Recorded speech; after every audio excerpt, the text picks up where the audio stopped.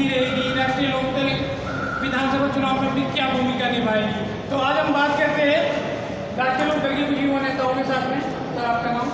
मेरा नाम अनिल तोमर है, राष्ट्रीय लोकदल का युवा विधायक।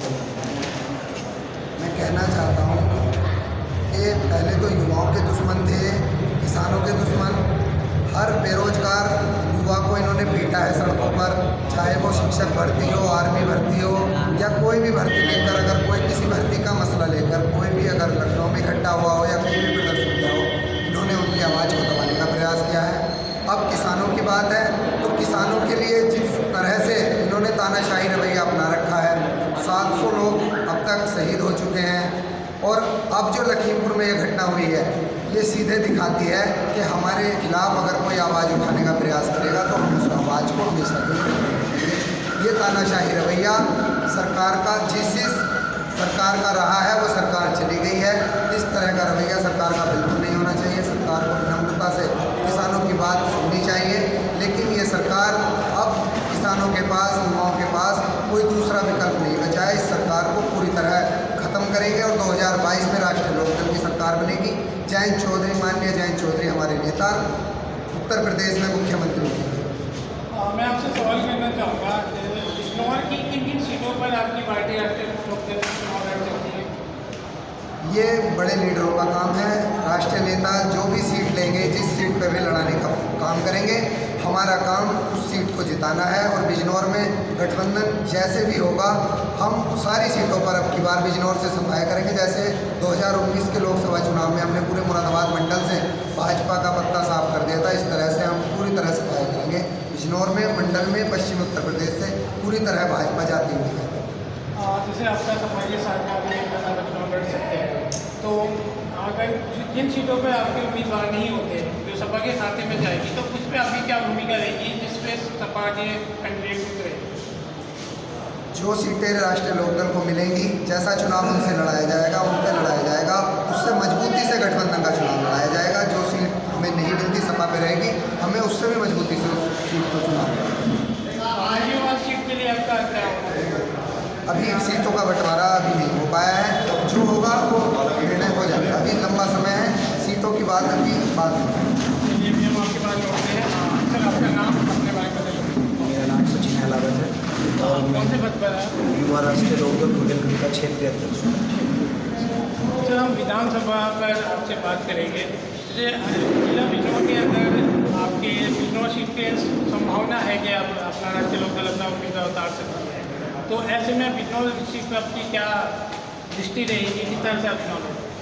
देखिए, पार्टी में इन सब बातों का फैसला किस पार्टी से गठबंधन होगा, किससे गठबंधन नहीं होगा, कितनी सीटें मिलेंगी, कितनी सीटें नहीं मिलेंगी, कहाँ प्रत्याशी हमारा रहेगा, कहाँ गठबंधन का रहेगा, इस सब का निर्णय करने की जो सुप्रीम पावर है वो राष्ट्रीय लोकदल के राष्ट्रीय अध्यक्ष और पूरी कोर कमेटी माननीय जयंत चौधरी जी जिस पार्टी के साथ गठबंधन करना चाहेंगे, राष्ट्रीय लोकदल का एक एक कार्यकर्ता उस पार्टी के साथ मिलकर चुनाव करेंगे। आज की जो यहाँ की मीटिंग थी उसमें सीटों के बंटवारे को लेकर, गठबंधन को लेकर किसी बात की कोई चर्चा नहीं थी। चर्चा ये है, आज नजीबाबाद में जो हमारी पूरी मीटिंग हुई है, युवा उपस्थित हुए, उसका कारण ये है, आप जानते होंगे कि कोरोना के चलते, कोरोना की बीमारी के चलते हमारे तत्कालीन राष्ट्रीय अध्यक्ष अजीत सिंह जी का देहांत हो गया। हमारी हिंदू संस्कृति में, सभ्यता में ये कहा जाता है कि जब हमारे घर का कोई बुजुर्ग चला जाता है तो उसके वारिस को या उसके आने वाली पीढ़ी के उसके पुत्र को पगड़ी बांधकर उस घर का मुखिया बनाया जाता है। वो रस्म पगड़ी छपरोली में हुई। अब 2022 का जो विधानसभा चुनाव है, उस चुनाव में अच्छे से परफॉर्म कर सके, इस उद्देश्य से आदरणीय जयंत चौधरी जी ने ये निर्णय लिया है कि मैं पहले अपने से सब बड़े भाइयों का, अपने बड़े बुजुर्गों का आशीर्वाद लेने के लिए उनके घर घर जाऊँगा। तो इस आशीर्वाद पथ कार्यक्रम के तहत 7 अक्टूबर से शुरू करके और 28 अक्टूबर समाप्त है, वो उत्तर प्रदेश के प्रत्येक जिले में जाने का प्रयास कर रहे हैं। उनके कार्यक्रम लगे हुए हैं। जनपद बिजनौर का जो कार्यक्रम है वो 20 तारीख का कार्यक्रम है, 20 अक्टूबर का। तो चांदपुर विधानसभा में आ रहे हैं, तो हम सब लोगों से अपील करने के लिए आए हैं कि जो बुजुर्ग लोग हैं वो अपने नेता को, अपने आदर्श को एक आशीर्वाद दें और जो युवा हैं उनके साथ मिलकर काम करें। सीटों के बंटवारे के बारे में जो चौधरी साहब निर्णय लेंगे, हम उनके साथ। अच्छा, जैसे अजीत जी अब हमारे बीच में नहीं है, तो ये राष्ट्रीय लोकदल के लिए मतलब बहुत दुख की बात है। और काफ़ी मतलब किस तरह से आप चुनाव लड़ोगे, उनकी क्या कमजोरी आपको लगता है कि ज़रूरत खलेगी? देखिए, माननीय अजीत सिंह जी का जो राजनीतिक करियर रहा है, जितने पदों पे वो रहे हैं, वो कहीं ना कहीं कमियां काफ़ी समय में जाके पूरी हुई।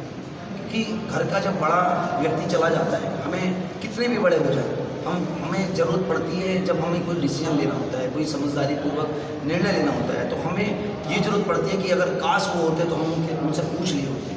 तो वो चीज़ तो कमी रहेगी, लेकिन मैं आपको बताऊं कि जितना लोगों ने एनालाइज़ किया है, देखा है, आज कहीं ना कहीं आज पूरा उत्तर प्रदेश, पूरा भारत ये देख रहा है कि जो हमारे राष्ट्रीय अध्यक्ष वर्तमान हैं आदरणीय जयंत जी, उनके अंदर कहीं ना कहीं चौधरी चरण सिंह जी का रूप प्रत्येक राष्ट्रीय लोकदल का कार्यकर्ता, प्रत्येक देश देखता है।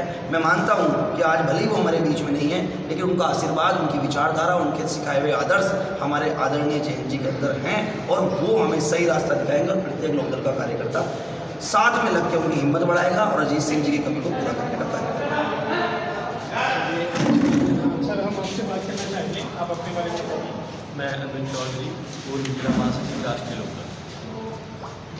सर, बिजनौर विधानसभा चुनाव पर सीटों पर चांदपुर या बिजनौर सीट पर आप उम्मीदवार उतार सकते हैं, ऐसी संभावना है, तो क्या आपकी पार्टी क्या भूमिका रहेगी, किस तरह से आप चुनाव लड़ेंगे? देखो, पहले तो मेरा ये कहना है कि ये हमारे राष्ट्रीय अध्यक्ष जी डिसीजन लेंगे कौन सी पार्टी से हमें, मतलब कौन सा कहाँ हमें टिकट मिलेगा, कहाँ नहीं मिलेगा। और रही हमारी चुनाव लड़ाने की बात, जिससे भी हमारा गठबंधन होगा उससे हम राष्ट्रीय लोकदल के कार्यकर्ता तन मन से चुनाव लड़ेंगे। मान लीजिए बिजनौर सीट आपको मिलती है, आप तो उम्मीदवार राष्ट्रीय लोकदल से उम्मीदवार आते हैं, तो उस कंडीशन में बिजनौर सीट पर आपको क्या उम्मीद है? सारे कार्यकर्ता मिलकर वहाँ चुनाव लड़ाएंगे, चुनाव जीतेंगे। और नजीबाबाद सीट पर हम बात करना चाहेंगे।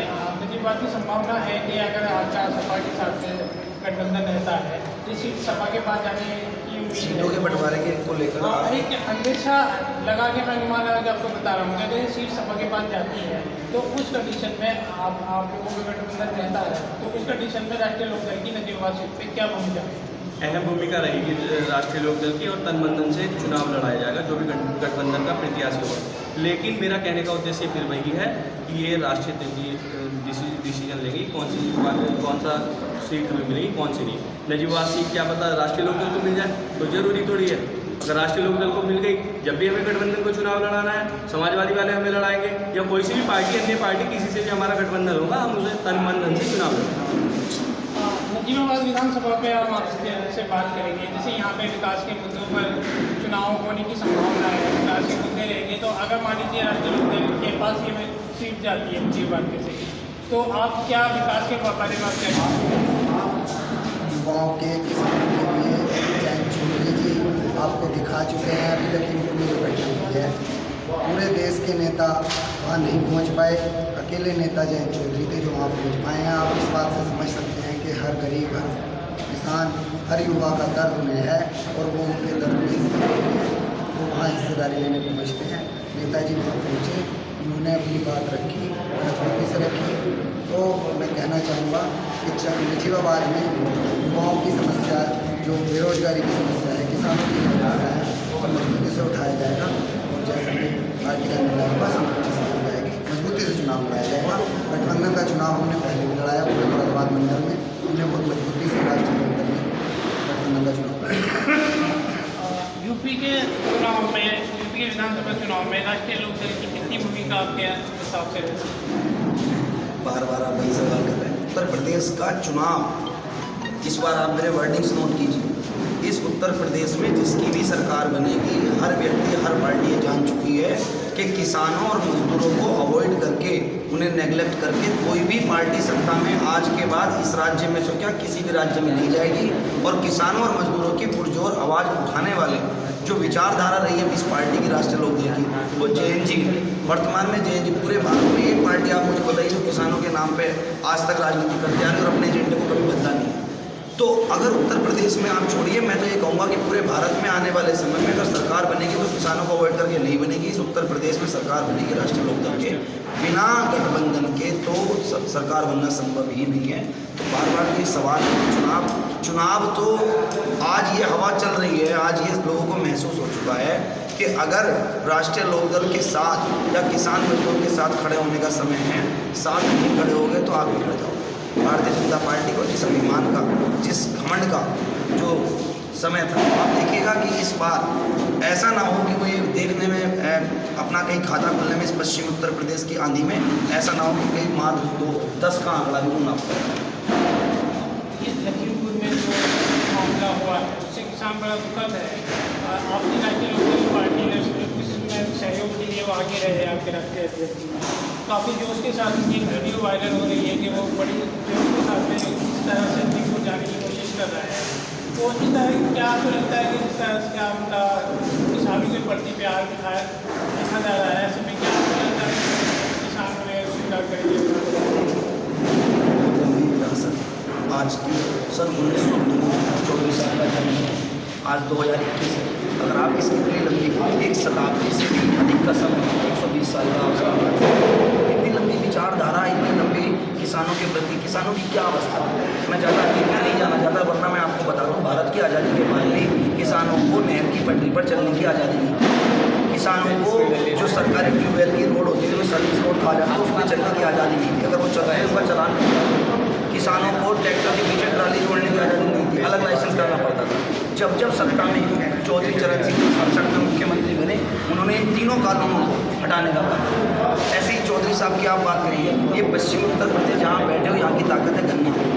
जब उद्योग मंत्री बने चौधरी साहब, उन्होंने देखा कि कैसे किसानों का भला किया जा सकता है। जब उनकी कलम में ताकत है, उन्होंने सबसे पहला काम किसानों के लिए करने का किया।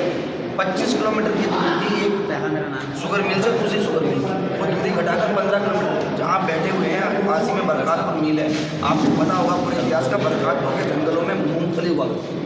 आज यहाँ पे 80 कुंटल 70 कुंटल बीघे का जो गन्ना काट रहे हैं किसान, जो समृद्ध हुआ है किसान, उसमें सबसे बड़ा योगदान है। उद्योग मंत्री बने थे, उद्योग मंत्री के बनने के बाद किसी और को भी लाइसेंस दे सकते थे, लेकिन उन्होंने किसानों की चिंता। ऐसी तीसरी पीढ़ी है, तो आप इन तीनों पीढ़ी को देखोगे तो ये कोई दिखावा नहीं है। किसानों के प्रति उनकी जो संवेदनाएं हैं, भावनाएं, वो भी कहीं जाके गिरफ्तारी दे सकते थे।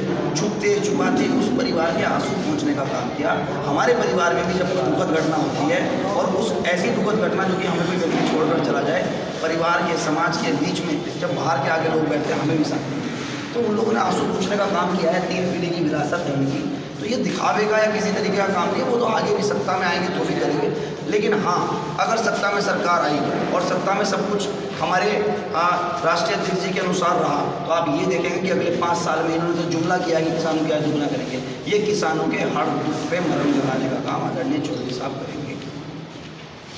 एक खास मुलाकात थी हमारी राष्ट्रीय लोकदल की युवा टीम के साथ में। आने वाला चुनाव क्या होता है, क्या समीकरण होते हैं, यूपी की जनता किसे स्वीकारती है और किसे अस्वीकारती है, ये तो आने वाला वक्त बताएगा।